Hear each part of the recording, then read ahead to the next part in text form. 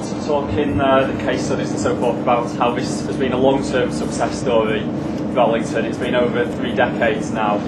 Not many sort of success stories that are kind of looked at in various businesses and so forth actually sustain themselves for decades and centuries on end. What do you see as the challenges to Arlington keep staying at the forefront of this whole movement in the coming 20, 30, 40 years?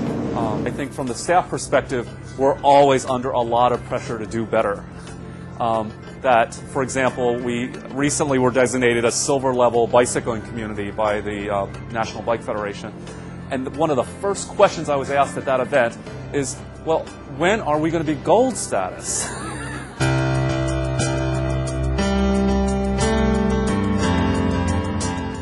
And that's the challenge as we go forward, is what do we want different parts of Arlington to be in the future? There will continue to be reinvestment in Crystal City and Pentagon City and Roslyn, Boston, and Clarendon. But we also have to look to our other transportation corridors, and the one that we focused on is Columbia Pike.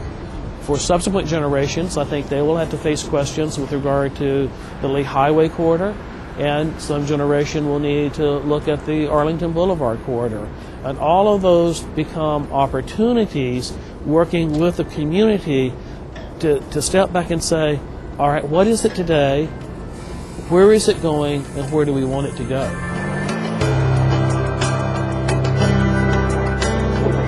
So we near the end of our story, but Arlington's smart growth journey continues. In 2002, the Environmental Protection Agency recognized the county's smart growth policies. In 2008, the American Planning Association singled out Arlington. Such as what has taken place in Arlington.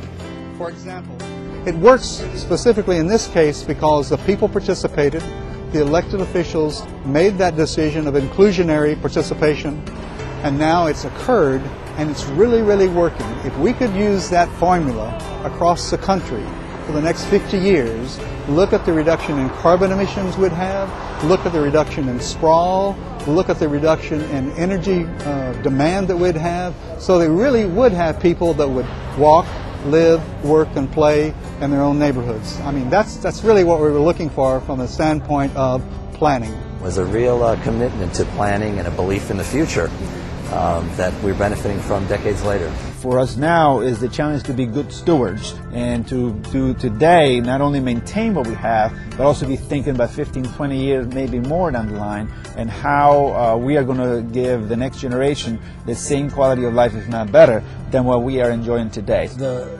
political leadership was clearly willing to go the distance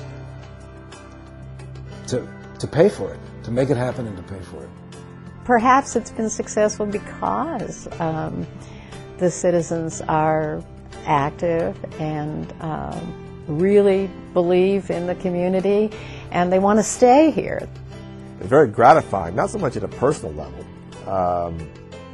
but at a community level, if you will, to see that it worked, to see that in many ways it has turned out better than people could have envisioned. You try to do the best you can, and when it turns out well, you're very proud of it. And I'm very proud of Arlington County. I think we've done a good job as a community.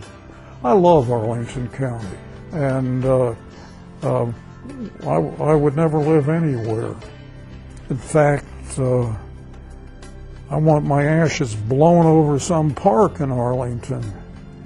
I like it so much. I don't want to leave. All of this transformation wouldn't have taken place without good leaders on the county board.